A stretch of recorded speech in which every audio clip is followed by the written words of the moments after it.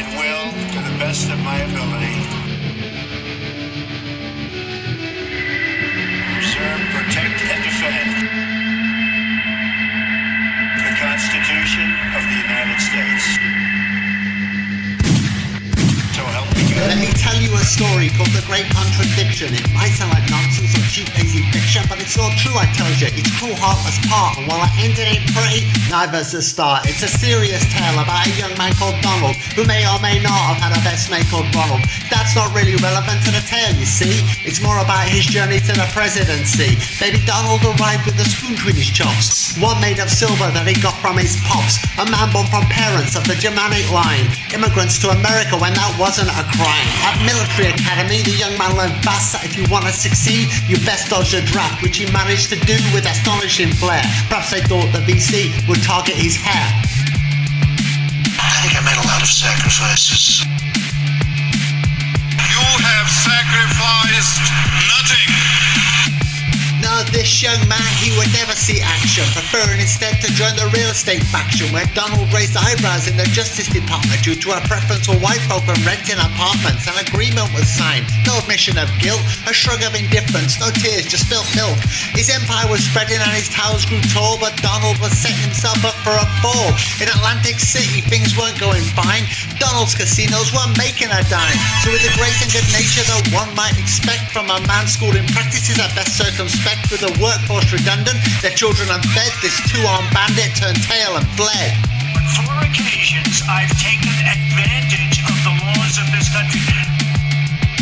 And I made a lot of money in Atlantic City, and I'm very proud of it. But thankfully, Donald himself would be fine by implying to all that he'd spent his last dime. He could file for bankruptcy, Chapter 11, something he managed 6 times, not 7. So he carried on trading unrepentant defiant. But was he really a financial giant?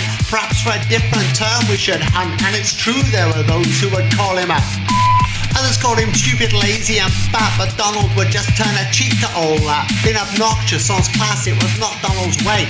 This was a man who won Miss USA, and the contestants of which Donald took quite an interest, as he might any commodity with a double D chest. My answers, young ladies, you pop my pie, and hence I expect a decent ROI. So listen to me when I say now be quiet, and you them are shut up. Go on a diet. And without wishing to dwell on his negative traits, there were those who said Donald was driven solely by hatred of his Mexican neighbours and what he might call those Muslim invaders. But let's not be judgmental, let's not discriminate, let's bury old scores and let's wipe the slate. We'll assume Donald's arms were open to all, Palestinians, imams, even Aztecs of Gaul.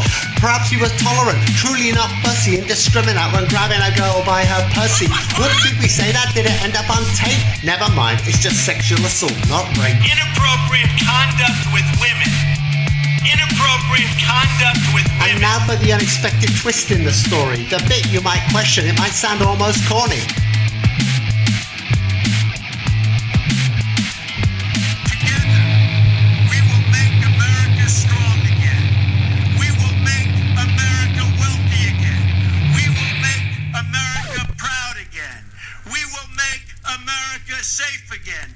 And yes, together, we will make America Following Patchy's success in the world of business and a stint firing idiots on The Apprentice after proving himself a sexual marauder, shaming a young woman into an eating disorder, Donald decided on a whim one day that he might run for president of the USA, the home of Miss Liberty, land of the free, Horatio Alga and cable TV, of gun crime, school shootings, impoverished slums, gated communities surrounded by bums, where they call for the blood of the sinners and gay whenever a natural disaster washes a city away. It's the fault of the facts, we don't need to explain that we built New Orleans on a massive floodplain. This is judgment from God, and it was a very gracious judgment. He's not going to put up with this perversion anymore.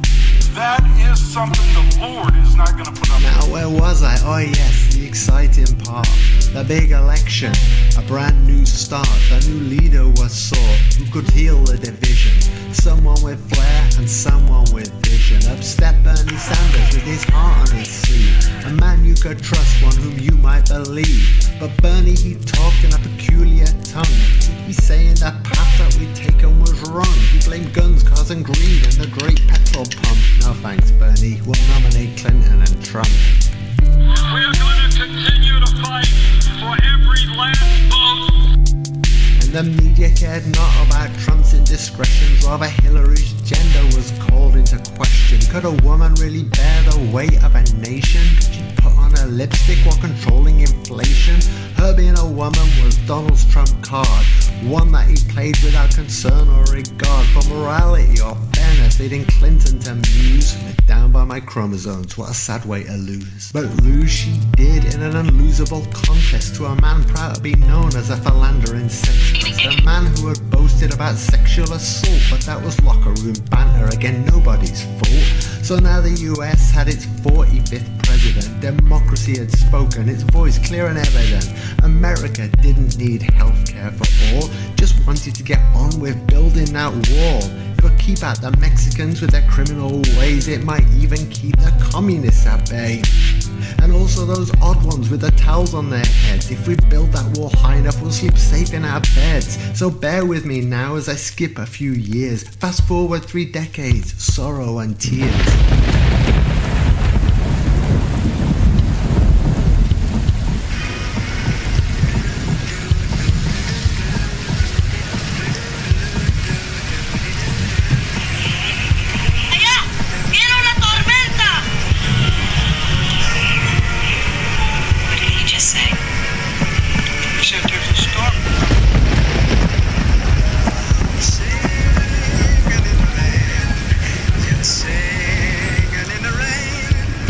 Here we find Donald, river, old, turgid relic, alone, sad and cold.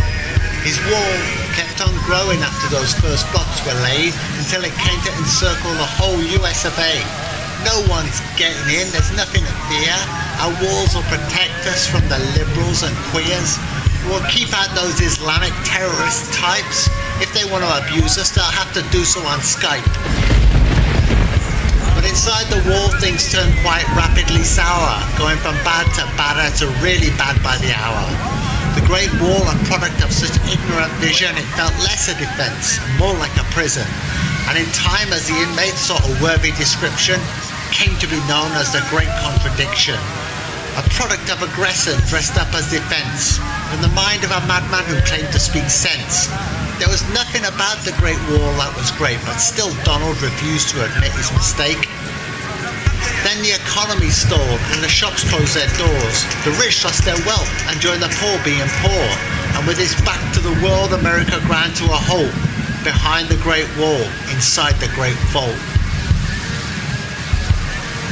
And under its shadow, Donald lived out his days, shriveled, pathetic, still set in his ways. He presided over the death of a nation, a calamitous leader without inspiration, a clown without humour, a full god berserk, a knee-jerk reactionary with a focus on jerk. See, the wall did no good, never did, never could, brought only sorrow, misery, pain and spilled blood. For 3 decades it maintained its hideous embrace, and each day the whole country would curse Donald's face. Still, no one could have anticipated its extraordinary demise, and the details of which might come as a surprise.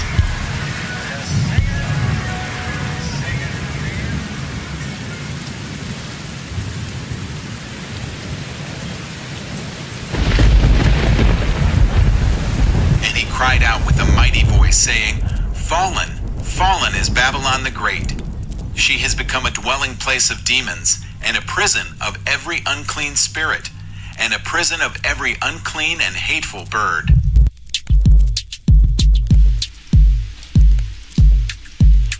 See, Donald eventually blew out his brains, and a funny thing happened that seemed hard to explain without conceding the hand of the Lord was at play. Then again, maybe it's coincidence, who's to say? Anyway, the bullet that brought about Donald's downfall, it embedded itself in a brick in the wall, and the impact it caused a slight imperfection, a crack in that god-awful erection. And as onlookers stared in wide-eyed disbelief, the crack opened up to with audible relief. The crowd caught their first sight of the world outside, a world about which Donald had clearly lied. Oh, it's horrible, but you can't take your eyes away. Where were the rampaging murderous hordes, the degenerate liberals and Muslims with swords. They saw only people with different beliefs, but they were monsters with claws and sharp teeth. And Jews, Christians, Arabs, faiths of all sorts came together to piss on Trump's semi-headless corpse. Oh, come on now, I said the ending's not pretty. I'm no fantasist, I'm no Walter Mitty. I'm telling it straight, sticking true to the facts. They pissed on what remained of his head and they laughed. Good riddance, Donald. Good riddance, Wall. Good riddance, intolerance. We want justice for all. And while we'd like to sweep this mess under the carpet, it's important we don't forget how it all started. Each year will reflect with solemnity and grace. Then we'll gather en masse and piss on Trump's face. It's like watching a monkey swallow a hand grenade. Over time, his name was removed from the record. His family tormented, his grandchildren heckled. And thus, in a manner best labeled ironic, it was Trump and his wall that divided the tonic. They healed a nation once divided and bitter, one that appeared to have gone down the shitter. And I know it sounds crazy, but this shit was a Nixon, and it is after all called the Great Contradiction.